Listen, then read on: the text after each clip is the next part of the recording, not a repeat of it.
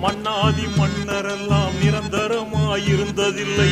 மகத்தான முறையில் வாழ்ந்த மனிதரெல்லாம் நிலைத்ததில்லை. மன்னாதி மன்னரெல்லாம் நிரந்தரமாயிருந்ததில்லை. மகத்தான முறையில் வாழ்ந்த மனிதரெல்லாம் நிலைத்ததில்லை. பொன்னான செல்வரெல்லாம் நிரந்தரமாயிருந்ததில்லை. பொன்னான செல்வரெல்லாம் நிரந்தரமாயிருந்ததில்லை. புகழோடு வாழ்ந்திருந்த பூமான்கள் நிலைத்ததில்லை.